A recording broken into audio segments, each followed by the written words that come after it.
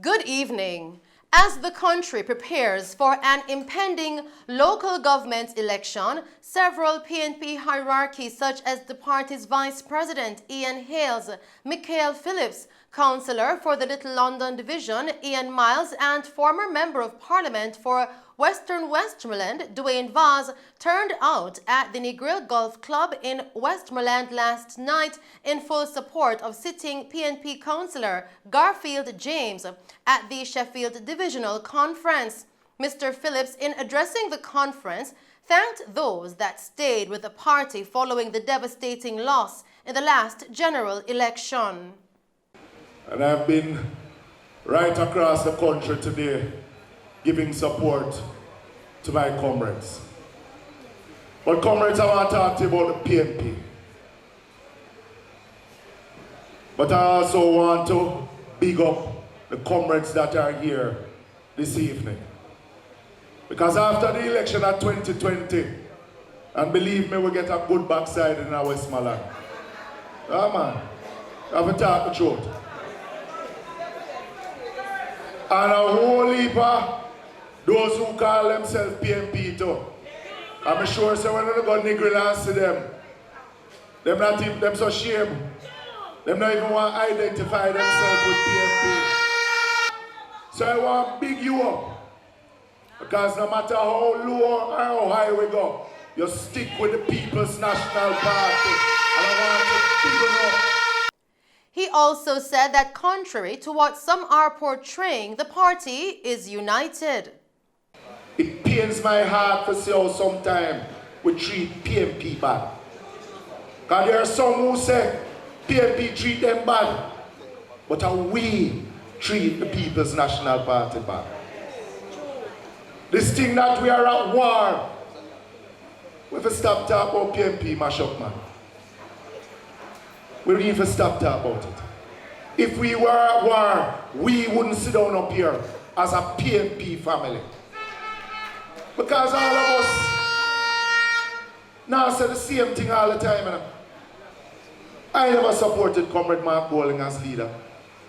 But once Comrade Mark Bowling become leader, I am giving him why 150% because he said we are PNP and a PNP is Mr. Hales, in his remarks, said it will not be, quote, an easy business to get the constituency ready for the next election, end quote. There are areas in this constituency that still need water. There are areas in this constituency that still need electricity. There are areas in this constituency that still need road. There are comrades in this constituency who still need help in this constituency. And the business of getting this constituency ready is not going to be any easy business. It's going to be hard work. And every comrade has to roll up your socks, pull up your socks, roll up your sleeve, and do some work for your party. I'm going to say this to you that there is no sense in you going out there and cussing your party. It don't serve none of us good. You have to ensure, as the standard bearer, as the first line of defense for Comrade James, that you can go out there and speak on behalf of the People's National Party.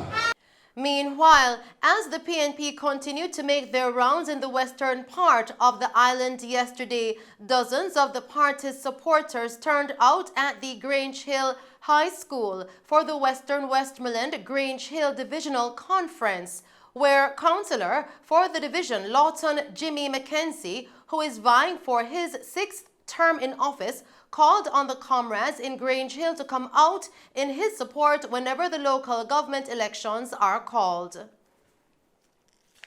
In other news tonight, the Montego Bay Revenue Service Centre MBRSC will relocate to the FCJ building at 11 to 12 Almond Way, Montego Bay, Freeport, St. James, effective July 11, 2022. To facilitate the relocation exercise, Tax Administration Jamaica (TAJ) is advising that the MBRSC will be closed to the public on Wednesday, July 6 through to Friday, July 8, and will reopen on Monday, July 11 at 10 a.m. at its new location. As a result of the closure, customers are being encouraged to visit either the Lucy or Falmouth tax offices to conduct their usual business. Additionally, taxpayers will be able to access the usual weekday services at both the Falmouth and Lucy tax offices on Saturday, July 9 from 10 a.m. to 2 p.m. Clients conducting TRN services may do so at the authority's Bay West Training Facility, which is located on the second floor of the Bay West Plaza on Thursday, July 7 and Friday, July 8, after which persons may conduct these transactions at the new location. Now, the temporary location is projected to last approximately 3 years to facilitate major renovations and upgrades at the existing building. The opening hours will remain at Mondays to Wednesdays 8:30 a.m. to 4 p.m. and Thursdays and Fridays 8:30 a.m. to 3 p.m. Persons may contact the TAJ's Customer Care Center at 888-829-4357 toll-free for further information or assistance. Continuing with the news tonight, Middle Quarters in St. Elizabeth is the latest community to benefit from free public Wi-Fi under the Universal Service Fund's USF's Community Wi-Fi program. The secured hotspot will allow residents, including students, to connect to the high-speed service that was officially launched on July 1. It can provide internet access for up to 200 individuals at a time. The initiative forms part of the government's thrust to provide internet access to 189 underserved and unserved communities across Jamaica. More than 100 such facilities have already been installed. Speaking at the launch ceremony held at the Middle Quarters Primary School, Minister without portfolio in the office of the Prime Minister, Floyd Green, said the government is committed to making Jamaica digitally inclusive, and one such means is through the provision of universal access to the internet. He noted that the government recognizes the challenges that citizens in some areas of the country face in accessing the internet, as well as paying for the service. As such, he said the USF has been tasked to go into those areas and provide free access. Still making Mello TV news, after a dispute between two men escalated into a physical confrontation in Irish Town, St. Andrew. Charges were laid against one of the men on the weekend. Reports from the Irish Town Police coming into our news center are that on Friday, July 1, two men got into a fight in the town square. One of them reportedly used an object to hit the other, who in turn retaliated and chopped his attacker with a machete. The police intervened and the men were taken to hospital, where the chopped victim was admitted under police guard. The other man was treated. Now, during the investigation that followed, it was revealed that the chopped victim had earlier been warned by the police after it was reported that he threatened the other man with a firearm. He was therefore charged with the offenses of assault at common law, unlawful wounding, and illegal possession of firearm. He has been identified as 34-year-old Ryan Richards, a farmer of Red Light District in Irish Town, St. Andrew. His court date is being arranged.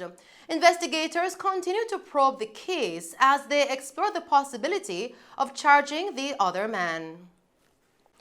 Still making Mello TV news, 92 Jamaica Defense Force JDF recruits who have successfully completed the longest period of training in the history of the Jamaica National Reserve (JNR) have been hailed for their dedication and resilience over the extended training cycle. Parade Commander Lieutenant Johnny Jiwa Agbomeril said each recruit would have experienced training that tested their strength and dexterity in all areas, including but not limited to the physical, mental, and psychological, while challenging them to demonstrate their dedication and resilience. He noted that they stood ready and stayed committed to their training, even when it seemed like all was lost. During his address at the Passing Out Parade held at Curfew Barracks Up Park Camp in Kingston on Saturday, a total of 119 males and 39 females had originally signed up for the training, which began in 2019, but was extended over almost 3 years due to COVID-19 restrictions. Lieutenant Jiwa Agbomeril, in giving an overview of the process, noted that the training covered drill and ceremonial activities, living and operating in the field, maintaining operational fitness, operating a service weapon, applying basic map reading skills, conventional operations, communication using radio and voice procedures, and the history and role of the JDF. He added that the training regimen in the JNR is unique, as it is conducted on weekends, 3 to 4 weekends every month. In recognition of the hard-working staff employed to the organization, the St. James and Trelawney Regional Branch of the National Water Commission recently awarded its workers for their valiant efforts and dedication. The event was held under the theme, Gaining Momentum, Reaching for the Stars, at the Hart College of Innovation and Technology in St. James. Regional Manager for the division, Mr. Herman Fagan, acknowledged that before the customers can be fully served, the workers within the entity must first feel that appreciation. There's a culture change that is taking place inside NWC. And one of our core values is how can we improving customer service delivery and improving our public image. And as a region, that is one of our ultimate aim, our ultimate objective. We not only strive to satisfy our customers, but before we satisfy our customers, it's of paramount importance that the people who are giving that service feel good about themselves, about the environment, and there's absolutely no two ways or means about it, that the level of service that they give will be improved significantly. The good thing about it is that whatever we do as a region is being replicated across the enterprise, which is very good. One of the things that we really do as regional managers, when we come, we sit together to see the good things that can be passed on. Guest speaker for the ceremony, Mr. Antonio Erskine, encouraged staff to do their best in service and reminded them that customer service is interconnected with their personalities. It's important that you embrace it, that you embrace the challenge. Because if you embrace the challenge, you will become better for it, for having the experience. Importantly, customer service is it's interconnected to our personalities. But change is an awesome thing. It's an awesome experience. It is something I have a saying that I must not fear the unknown. It is the unknown that must tremble at my imminent arrival. I will not fear it. When Mr. Unknown see me there coming, if he run in the darkness, because he knows that I am embracing it because I am built for it.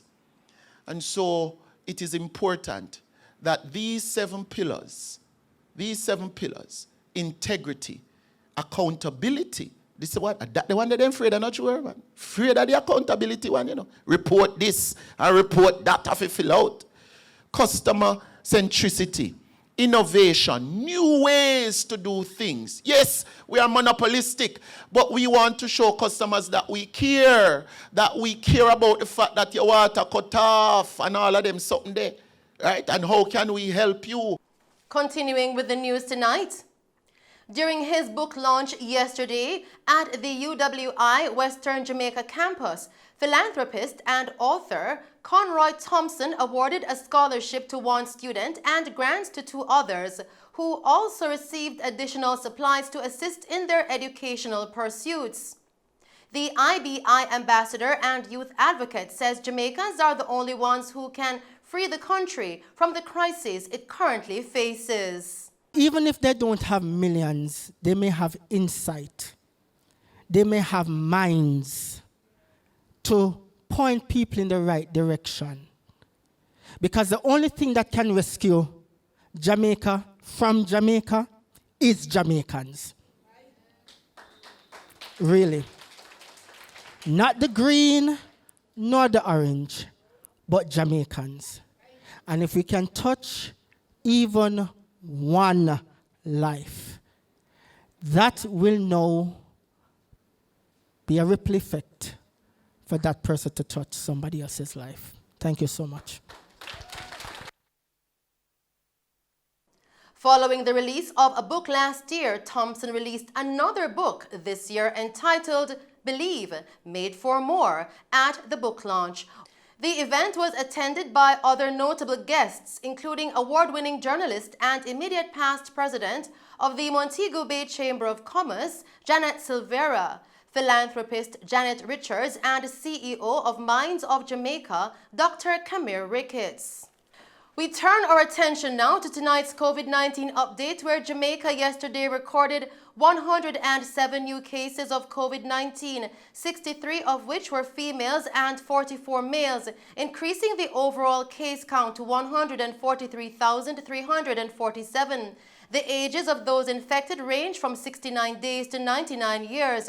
In tonight's COVID-19 parish breakdown, Kingston and St. Andrew reported the highest number of cases with 36, followed closely by St. Catherine with 33. St. Elizabeth and St. James had 6 cases each, St. Thomas 5 cases, Westmoreland and Manchester 4 cases each, Trelawney and St. Anne recorded 3 cases each.